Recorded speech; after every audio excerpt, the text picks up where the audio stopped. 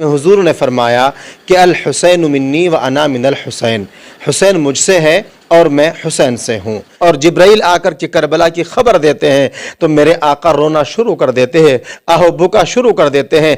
हमारी माँ जनाब उम्मे सलमा पूछती है, या रसूल अल्लाह आपको किस चीज़ ने रुलाया है? तो रसूल फरमाते हैं, मुझे अभी जिब्राइल ने खबर दी है कि मेरे बेटे हुसैन को 3 दिन का भूखा प्यासा रख करके शहीद कर दिया जाएगा। किसी मासूम की शहादत पर रोना, अंबिया की शहादत पर रोना, ये बरुए कुरान और बरुए अहदीस करीमा हुजूर सल्लल्लाहु तआला अलैहि वसल्लम, ये अंबिया की सुन्नत भी है और अंबिया के सरदार जनाब मोहम्मद मुस्तफ़ा सल्लल्लाहु तआला अलैहि वसल्लम की भी सुन्नत है। मातम करना या नहीं करना, और मैं ये भी कह देना चाहता हूँ, अगर आप शियत की मुतालिया करेंगे तो शियत के अंदर भी मातम करना कोई वाजिब नहीं है, कोई ज़रूरी नहीं है। ये अपनी अक़ीदत है, मोहब्बत है, जो वो मोहब्बत में खून निकाल रहे हैं, ब्लड निकाल रहे हैं, ये उनका और इमाम का मामला है, वो उसकी जज़ा इमाम से लेना चाहते हैं। हाँ, हमारे बरादरान जो इसके ऊपर एतराज़ करते हैं उनको ये चाहिए कि वो इसकी जद में जो शिया ब्लड को बेकार बहा रहे हैं या गलत बहा रहे हैं, उनका नजरिया है, तो उनको चाहिए कि वो इस दिन जो कल का दिन आने वाला है 10 मुहर्रम आशूर का दिन, इसमें हमारे तमाम बरादरान जो एतराज़ करते हैं उनको चाहिए कि वो शिया की जद में सामने आए और आकर के बहुत बड़े बड़े ब्लड डोनेशन के कैंप लगाए। ये उसकी जद का एक बेहतरीन इलाज होगा। सुन्नी भाई शिया मस्जिद में नमाज पढ़ेंगे और शिया सुन्नी मस्जिद में नमाज पढ़ेंगे। वो दिन अब दूर नहीं है, वो दिन बहुत करीब आने वाला है। इसमें हमारे नौजवानों या हमारे जो अवाम हैं उनकी कोई ख़ता नहीं है। इसमें अगर ख़ता है तो उलमा की ख़ता है, क्योंकि हमारे उलमाओं ने अपनी मस्जिदों को अपनी मसलकों से जोड़ के रखा है। हर मस्जिद किसी ना किसी मसलक से जुड़ी हुई है, अल्लाह और रसूल से कोई मस्जिद नहीं जुड़ी हुई है। आपने जैसे खुद आपने अपने सवाल के अंदर कहा है कि शिया मस्जिद और सुन्नी मस्जिद, आप देखिए सुन्नियों की बहुत सारी मसाजिद हैं, जो बरेलवी मकतब फ़िक्र के लोग हैं, उनकी मस्जिदों के अंदर बोर्ड लगा रहता है कि यहाँ पर शिया देवबंदी या फला फला को आना मना है। कोई बता सकता है कि क्या किसी शिया की मस्जिद पर यह बोर्ड लगा है? हमारे बहुत कम सुन्नी भाई ऐसे हैं जो शिया मसाजिद में जाते हैं, क्योंकि बहुत सारी गलत फहमियाँ हैं। अल्हम्दुलिल्लाह आपने ये काम किया है, आप इस कार पर निकले हैं। मेरी खुदा से दुआ है कि खुदारा बहक के मासूमीन और तमाम औलिया अल्लाह आपके इस चैनल को और आपको तरक्की दे, और आपका ये चैनल और ख़ासकर आप रियाज अंसारी साहब, आपकी जो फ़िक्र है, आपकी जो सोच है, परवरदिगार आपकी सोच और फ़िक्र को बुलंदी अता फरमाए, और ये हमारे बीच का शिया सुन्नी का जो आपसी इख्तिलाफात है इसको दूर हो करके और मस्जिदों के ऊपर से वो लेवल हट करके हम सारी मस्जिदों के अंदर सारी मसलकों के आदमी नमाज पढ़ सके। परवरदिगार आपको आपके इस मिशन को कामयाबी अता फरमाए। शिया और सुन्नी कोई दो अलग अलग जुज नहीं है, बल्कि कलमा पढ़ने वाले हम सब आपस में भाई भाई है। यही आयतुल्लाह खुमैनी अलैहिर्रहमा का पैगाम है, और यही हम सब का पैगाम, तमाम हुसैनियों का पैगाम है कि हर कलमा गो हमारा भाई है।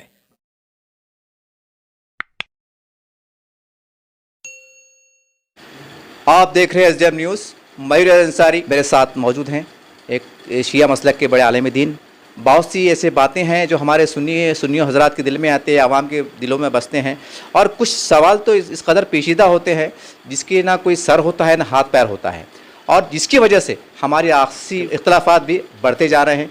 उसी इख्तलाफात को कम करना और एक कुछ गलत फहमियों का अजाला करना, उसको दूर करना, इसी पस मंज़र में ये इंटरव्यू लिया जा रहा है। मोहतरम, सबसे पहले मैं हमारे चैनल में आपका खैर मकदम है, और आप ये बोलिए कि आपका पूरा तारुफ पेश कीजिए, और कल का दिन जो रहेगा शोहदा के बारे में थोड़ा सा एक इसके पर पस मंज़र पेश कीजिए। नाज़रीन अस्सलाम वालेकुम। हक़ीर को मोहम्मद अब्बास साबरी कहते हैं, और मेरा ताल्लुक़ सरज़मीन कलिया शरीफ हरिद्वार उत्तराखंड से है। देखिए, अभी हमारे जनाब ने जो सवाल किया है कि आप मुहर्रम के उन्वान से कुछ गुफ्तगू कीजिए। मुहर्रम के उन्वान के लिए मैं सिर्फ़ चंद लम्हात में ये आप तक पैगाम पहुंचाना चाहूँगा, और बिलखुसूस इस SDM चैनल के ज़रिए से, कि हमारे दरमियान जो आपस में इंतशार है और आपस में दूरियां हैं वो किसी तरीक़े से कम हो जाए। और उसको कम करने के लिए सिर्फ़ इतना समझना काफ़ी है कि हुज़ूर सल्लल्लाहु तआला अलैहि वसल्लम की एक हदीस है जिसमें हुज़ूर ने फरमाया कि अल हुसैन मिन्नी व अना मिनल हुसैन, हुसैन मुझसे है और मैं हुसैन से हूँ। अब अज़ीज़ान मोहतरम, अगर ہم اس حدیث کے اوپر عمل پیرا ہیں اور ہمارا یقین ہے کہ یہ حدیث حضور نے جو فرمائی ہے وہ سچ ہے، کیونکہ آپ جو بھی بیان کرتے ہیں، جو بھی فرماتے ہیں، وہ اپنی مرضی سے نہیں کرتے، بلکہ قرآن میں آپ کے بارے میں کہا گیا ہے ان ہوا الا وحی یوحا، میرا حبیب تو جب تک بولتا ہی نہیں ہے جب تک کہ میں اس پر وحی نازل نہ کر دوں۔ گویا قرآن کی روح سے جو حضور نے امام حسین کے بارے میں فرمایا ہے کہ الحسین منی و انا من الحسین، گویا کہ یہ آپ کے اوپر وحی نازل ہوئی اور پھر آپ نے اس کو حدیث بنا کر کے لوگوں کے سامنے پیش کیا۔ تو ناظرین کرام، میں اس حدیث ہی کے ذیل میں صرف آپ سے یہ گفتگو کرنا چاہوں گا کہ امام حسین علیہ السلام کی جو شہادت ہے، یعنی کہ کل 10 محرم ہے، عاشور کا دن ہے، یہ شہادت صرف امام حسین کی نہیں ہے۔ ہم امام حسین کی شہادت کو پڑھتے ہوئے، سنتے ہوئے، دیکھتے ہوئے اپنے ذہن کے اندر اس حدیث کو بالکل خیال میں رکھے کہ حضور نے فرمایا ہے الحسین منی و انا من الحسین۔ اب اگر امام رسول فرما رہے ہیں کہ حسین مجھ سے ہے اور میں حسین سے ہوں، تو گویا امام کی شہادت رسول کی شہادت ہے۔ امام کا کربلا کے اندر 3 دن کا بھوکا اور پیاسا رہنا، یہ رسول کا بھوکا اور پیاسا رہنا ہے۔ بس ناظرین کرام، میں آپ سے ہاتھ جوڑ کر کے اس چینل SDM چینل کے مادھیم سے آپ کی بارگاہ میں یہ عرض کرنا چاہتا ہوں کہ ہماری جو بھی انفرادی یا ہمارے آپسی انتشاری مسائل ہیں، ان کو ہم سائیڈ میں رکھ کر کے ہم امام حسین کے لیے ایک جماعت اختیار کریں اور ہم ایک پلیٹ فارم پر آ جائیں، کیونکہ رسول صلی اللہ تعالی علیہ وآلہ وسلم نے ہم سبھی کو بتایا ہے کہ حسین مجھ سے ہے اور میں حسین سے ہوں۔ تو ہمارا جو آپسی تضاد ہے شیعہ اور سنی کا، اس کو ہم بالائے طاق رکھیں اور حضور کی اس حدیث پر عمل کرتے ہوئے کل عاشور کے دن کو ہم گریہ وزاری کرتے ہوئے اور امام حسین علیہ السلام کو اس دن 3 دن کا بھوکا پیاسا رکھ کر کے آپ کے بچوں کے ساتھ شہید کر دیا جاتا ہے۔ عزیزو، بس المختصر یہ کہ اس دن امام کو شہید کیا گیا ہے اور ہمیں اس دن وہ کام کرنا چاہیے جو حضور نے کیا ہے۔ حضور نے جو کام کیا ہے، حضور نے امام کی شہادت سے پہلے، ہمیں ترمذی شریف کے اندر بھی روایت ملتی ہے اور غوث پاک رضی اللہ تعالی عنہ کی کتاب ہے غنیۃ الطالبین، اس کے اندر بھی ہمیں روایت ملتی ہے کہ حضور نے فرمایا جب آپ امام حسین کو اپنی سینے پہ، اپنی چھاتی کے اوپر کھلا رہے تھے، آپ اپنے سینے پہ ان کو لٹائے ہوئے تھے، تو اسی وقت میں جناب جبرائیل آپ کے پاس تشریف لاتے ہیں اور جبرائیل آ کر کے کربلا کی خبر دیتے ہیں تو میرے آقا رونا شروع کر دیتے ہیں، آہو بکا شروع کر دیتے ہیں۔ ہماری ماں جناب سلمہ پوچھتی ہے یا رسول اللہ آپ کو کس چیز نے رلایا ہے؟ تو رسول فرماتے ہیں مجھے ابھی جبرائیل نے خبر دی ہے کہ میرے بیٹے حسین کو 3 دن کا بھوکا پیاسا رکھ کر کے شہید کر دیا جائے گا۔ بس ناظرین، اس چینل کے مادھیم سے میں آپ کی بارگاہ میں یہ عرض کرنا چاہوں گا، اس چینل کے ذریعے سے میں آپ سے گفتگو کرنا چاہوں گا کہ کل کے دن کو ہم بہت ہی امام کی یاد کو کرتے ہوئے بہت آسانی کے ساتھ، اور ہم اپنے اندر، اپنے ذہنوں کے اندر، اپنے دماغوں کے اندر کوئی خوشی کا اظہار نہ کرے، نہ ہمارے چہرے سے خوشی کا اظہار ہو، نہ ہماری باڈی سے خوشی کا اظہار ہو، بلکہ کل حضور نے امام کی شہادت ہونے سے پہلے آپ پر گریہ کیا ہے، آپ کا شہادت کو آپ نے سامنے رکھ کر کے اپنے آنسو بہائے ہیں۔ تو ہمیں بھی یہ چاہیے کہ اگر ہم گریہ نہیں کر سکتے، آنسو نہیں بہا سکتے، تو کم از کم حضور کی سنت کو اپنے ذہن میں رکھتے ہوئے، ہم امام حسین کی شہادت کو یاد رکھتے ہوئے ہم کل کوئی بھی خوشی کا کام انجام نہ دیں۔ محترم، ہم دیکھتے ہیں کہ ہم کئی سنی علماء سے ملے ہیں، عوام سے بھی ملے ہیں، ان کے ذہنوں میں ایک سوال آتا ہے، اور کئی لوگوں نے مجھ سے سوال بھی کیا تھا جب ہم اس چیز کے تلاش رہے تھے۔ انہوں نے کہا تھا کہ بھئی انصاری صاحب کہ اس سے پہلے بھی کئی علماء ہیں، کئی انبیاء ہیں، ان کو بھی شہادت نصیب ہوئی، تو ان شہادتوں پہ جو ہے تو گریہ عذر نہیں کی جاتی یا ماتم منایا نہیں جاتا، تو اس کے اوپر آپ کچھ تھوڑا سا روشنی ڈالیے گا، تھوڑا سا ایک بڑا عجیب ہے یہ۔ دیکھیے، اگر آپ نے جو سوال کیا ہے، اگر اس کو آپ بروئے قرآن دیکھیں گے تو میں شہادت کی تو بات نہیں کرتا ہوں، البتہ قرآن میں جناب یوسف اور جناب یعقوب علیہ السلام کا واقعہ نقل کیا گیا ہے قرآن نے. اور جناب یوسف کی شہادت نہیں ہوئی بلکہ ان کے بھائیوں نے آپ کو آپ کے والد سے جناب یعقوب سے علیحدہ کر دیا تھا، اور تاریخ بتاتی ہے کہ آپ کو کنویں کے اندر ڈال دیا گیا تھا، اور جا کر کے یہ جناب یعقوب جو وقت کے نبی ہیں ان سے بتایا گیا تھا کہ ہمارے بھائی کو جناب یوسف علیہ السلام کو بھیڑیے نے کھا لیا ہے. یعنی کہ آپ کے پاس تک یہ خبر پہنچی کہ ان کو جو ہے بھیڑیے نے کھا لیا ہے، تو غالباً ان کی شہادت ہو گئی. تو جناب یعقوب کا یہاں پہ کیا عمل ہے؟ قرآن نے بتایا ہے کہ جناب یعقوب نے ان پر رونا اور گریہ کیا، اور قرآن بتا رہا ہے کہ یہاں اتنا روئے کہ آپ کی آنکھوں کی جو بینائی تھی، جو روشنی تھی، وہ فوت ہو گئی، وہ چلی گئی. آپ جناب یوسف علیہ السلام کے اوپر اتنا رویا کرتے تھے. اس کے علاوہ ہم جو ہیں وہ ہم نے رسول اسلام صلی اللہ تعالی علیہ وآلہ وسلم کا کلمہ پڑھا ہے، اور ہمارے جو نبی ہیں، ہمارے جو پیشوا ہے، ہمیں ان کی زندگی کو دیکھنا ہے. میں نے ایک نبی کی سیرت آپ کے بارگاہ میں پیش کی ہے، ناظرین کی بارگاہ میں پیش کی ہے. اب ہم دیکھتے ہیں کہ جناب امام حسین علیہ السلام سے پہلے حضور کے زمانے میں جناب حضرت امیر حمزہ، جس کو سب سے پہلے سید الشہداء کہا گیا ہے، ان کی شہادت ہوتی ہے. حضور خود ان کی شہادت پر روئے ہیں، اور طبقات ابن سعد اور تاریخ طبری کے اندر یہ روایت موجود ہے کہ حضور نے واپس آ کر کے یہ کہا کہ کیا یہاں پر آپ میں کوئی ایسا نہیں ہے جو میرے چچا کے اوپر روئے؟ تو رونا، کسی معصوم کی شہادت پر رونا، انبیاء کی شہادت پر رونا، یہ بروئے قرآن اور بروئے احادیث کریمہ حضور صلی اللہ تعالی علیہ وآلہ وسلم، یہ انبیاء کی سنت بھی ہے، اور انبیاء کے سردار جناب محمد مصطفیٰ صلی اللہ تعالی علیہ وآلہ وسلم کی بھی سنت ہے. محترم، آج کل نئے ٹیکنالوجی کا دور ہے، نیا ماحول ہے، بڑا ترقی پذیر، لوگوں کے خیالات بھی بدل رہے ہیں. تو بہت سے لوگوں کا میں بہت کھل کے کہہ رہا ہوں، ہو سکتا ہے تلخ ہو، تو میں آپ سے معذرت کے ساتھ میں سوال کر رہا ہوں کہ لوگوں نے کہا ہے کہ بھائی صاحب ماتم کرتے ہیں، ٹھیک ہے، لیکن کیا یہ اچھا ہو کہ بھائی آپ بلڈ ڈونیشن کی جیسا خون دیا کرتے ہیں، آپ خون دے دیں تاکہ وہ خون سے کسی کی جان بچ جائے. تو یہ بھی کہیں کہ انسانیت کا پیغام جاتا ہے. ایک ایسا لوگوں کے اندر ایک تاثر پایا جاتا ہے، اس کے بارے میں تھوڑی سی وضاحت فرما دیں.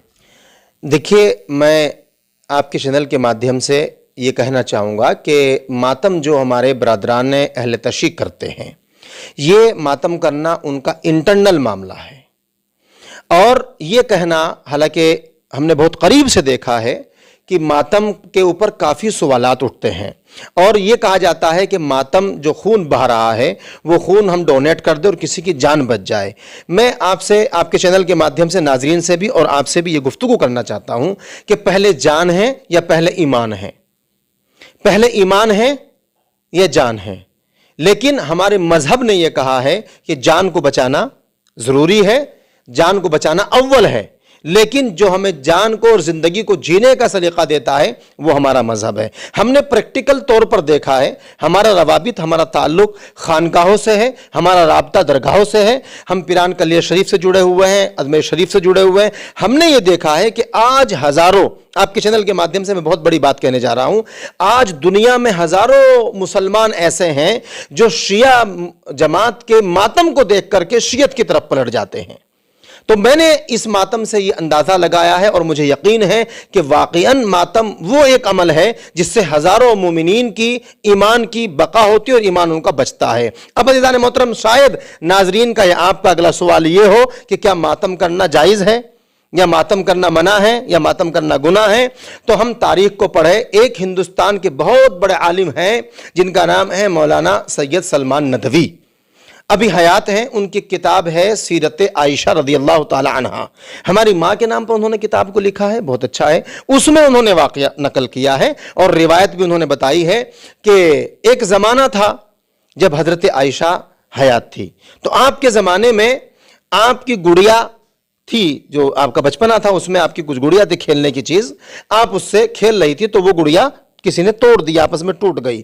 تو آپ نے فوراً اپنے سر کو پیٹنا شروع کیا اور آپ نے اس پر روئی. لیکن میرے لیے یہ کوئی روایت زیادہ طاقتور یا امپورٹنٹ نہیں ہے. میں آپ کو اس روایت کے علاوہ تاریخ طبری میں لے کے چلتا ہوں.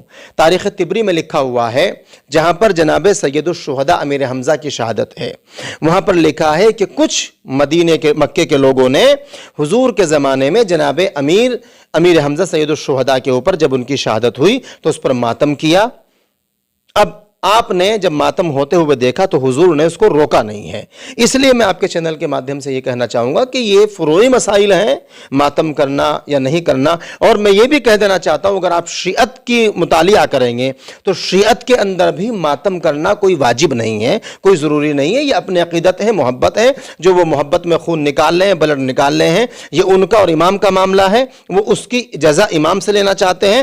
ہاں، ہمارے برادران جو اس کے اوپر اعتراض کرتے ہیں ان کو یہ چاہیے کہ وہ اس کی زد میں جو شیعہ بلڈ کو بیکار بہا رہے ہیں یا غلط بہا رہے ہیں، ان کا نظریہ ہے، تو ان کو چاہیے کہ وہ اس دن جو کل کا دن آنے والا ہے 10 محرم عاشور کا دن، اس میں ہمارے تمام برادران جو اعتراض کرتے ہیں ان کو چاہیے کہ وہ شیعہ کی زد میں سامنے آئے اور آ کر کے بہت بڑے بڑے بلڈ ڈونیشن کے کیمپ لگائے. یہ اس کی زد کا ایک بہترین علاج ہوگا. اور میں سمجھتا ہوں کہ میں اپنی بات کو مکمل کہہ چکا ہوں.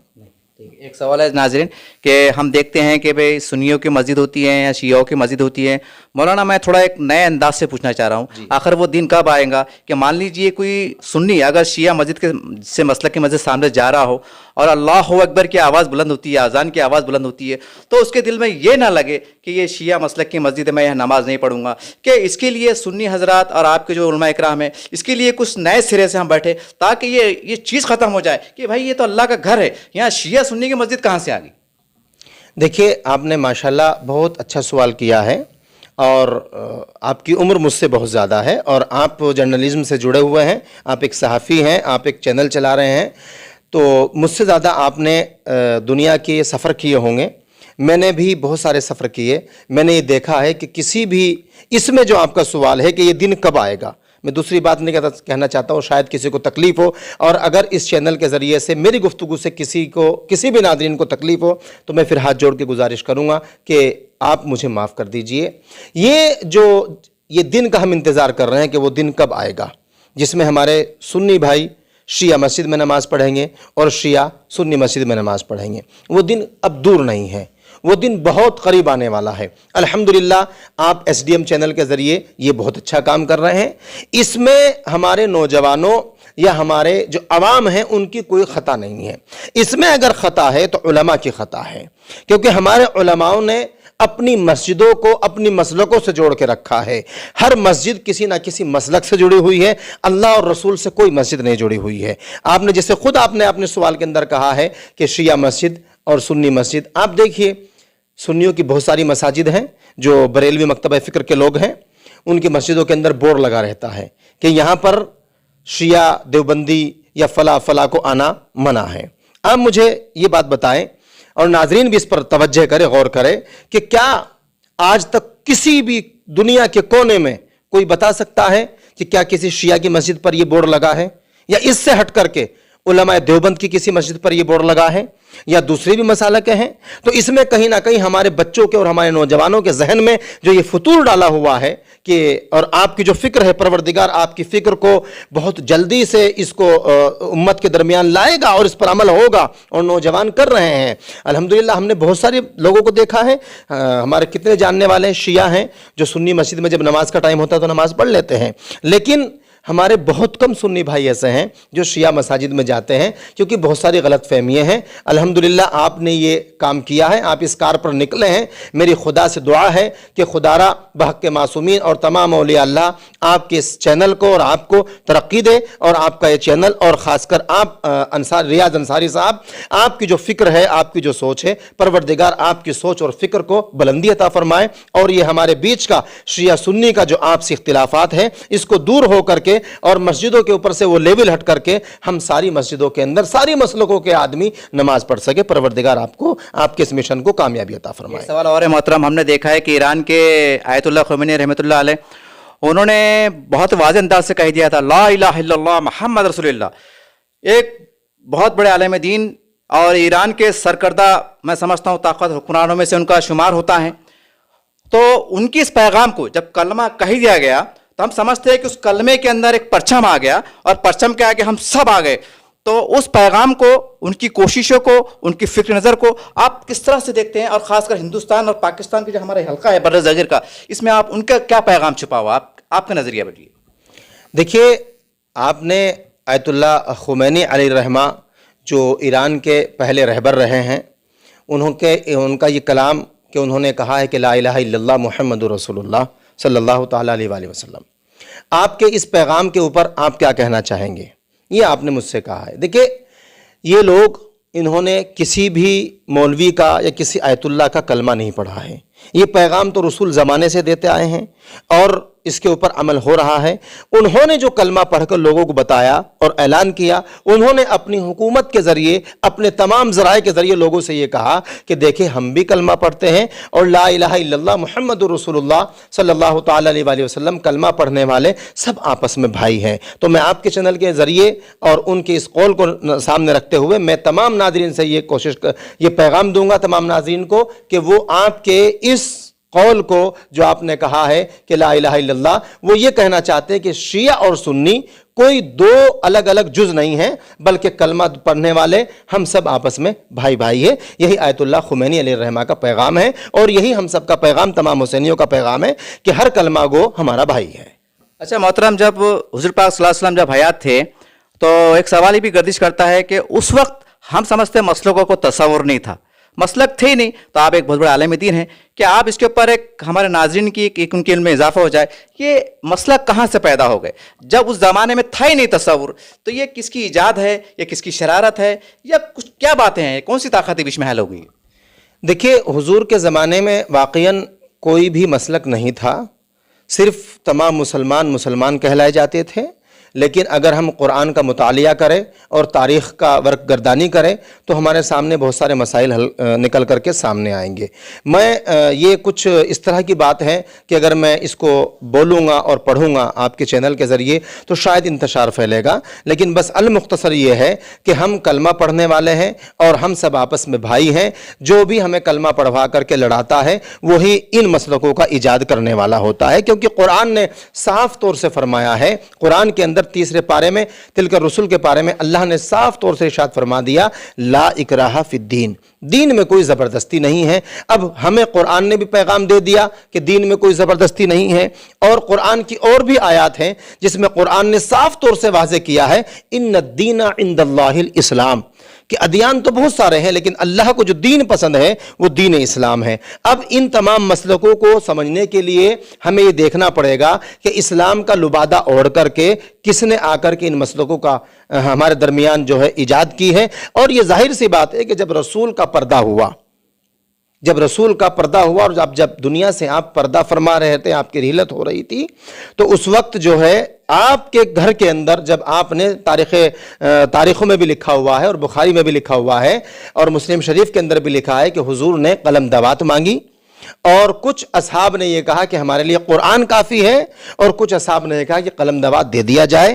بس میں سمجھتا ہوں کہ ہمیں اس حدیث کے اگلے جملے کو پڑھنا چاہیے، تو حدیث میں لکھا ہے کہ وہاں پر کچھ انتشار ہوا اور وہاں پہ دو رائے ہو گئی۔ تو میں سمجھتا ہوں کہ رسول کے اس آخری لمحات میں ہی دو مسلک ایجاد ہو چکی تھی، ایک وہ تھی جو یہ کہہ رہا تھا کہ ہمارے لیے قرآن کافی ہے، اور دوسرا یہ کہا تھا نہیں، جو رسول دے رہے ہیں وہ ہمیں لے لینا چاہیے۔ بس میں آپ کے چینل کے مادھیم سے آپ سے بھی اور تمام ناظرین سے بھی ہاتھ جوڑ کر یہ گزارش کروں گا کہ یہ تاریخی معاملہ ہے، انٹرنل معاملہ ہے، اور یہ چینل کے ذریعے ہمیں نہ جانے کون کون دیکھے گا اور کون کون ہماری بات کو سنے گا، تو اس لیے یہ مسالک کا جو مسئلہ ہے اس کو ہم یہیں پر روک دیتے ہیں، اور جس کو اس مسلک کو پڑھنے کا زیادہ شوق ہے اور اس کو جاننے کی زیادہ خواہش ہے تو وہ پرانی علماء کی کتابوں کو پڑھے اور تحقیق کرے، انشاءاللہ ان کے سامنے مسئلہ نکل کر کے کلیئر ہو کر کے سامنے آ جائے گا۔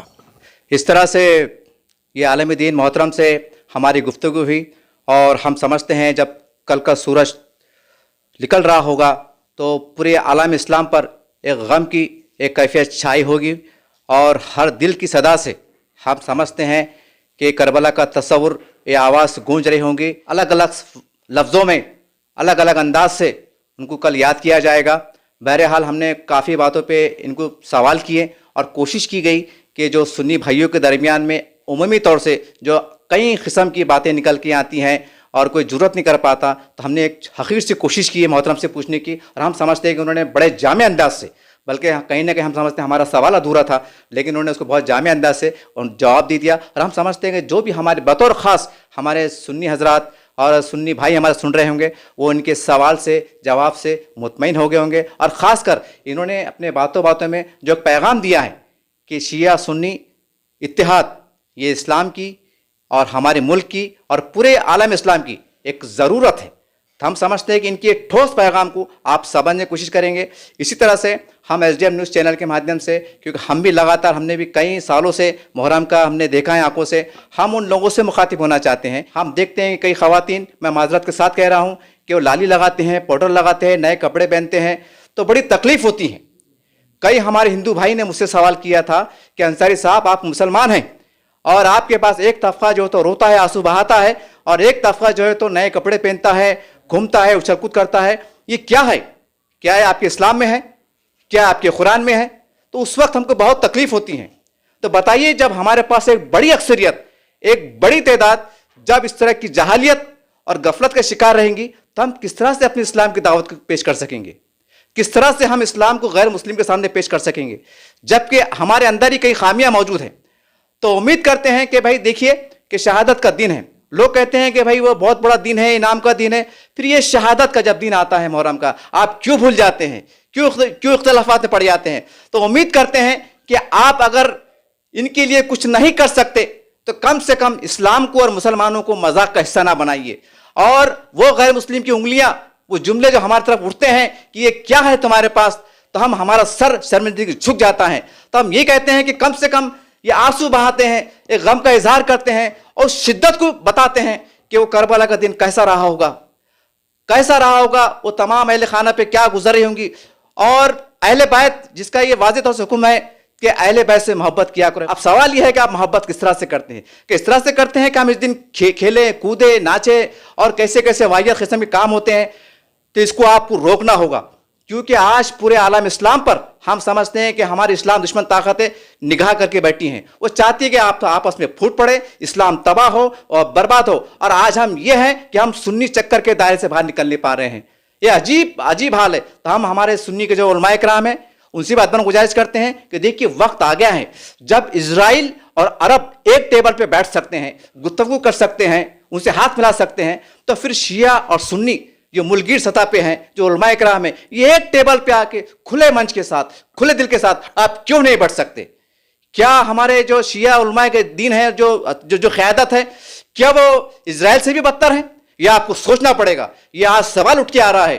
آج ہم سمجھتے ہیں کہ دنیا چاند پہ جا رہی ہے. ہم کو بھی اٹھنا ہے ایک نئے فکر کے ساتھ، ایک نئے نظام کے ساتھ، اور جو جہالیت اور جو غلط باتیں ہیں اس کو ختم کرنا ہے. اور جتنا ہم مل سکتے ہیں، جتنا ہم قریب آ سکتے ہیں، آنے کی کوشش کریں. بڑی حیرت کی بات ہوتی ہے کہ جب ہندو تہوار آتے ہیں تو ہمارے بڑے بڑے علماء دین ان سے ہاتھ بھی ملاتے ہیں اور ایک کا سندیش دیتے ہیں. اور جب محرم کی بات آتی ہے اور اہل بیت سے محبت کی بات آتی ہے تو ہم جو ہے تو ایک دوسرے کے خلاف ہو جاتے ہیں.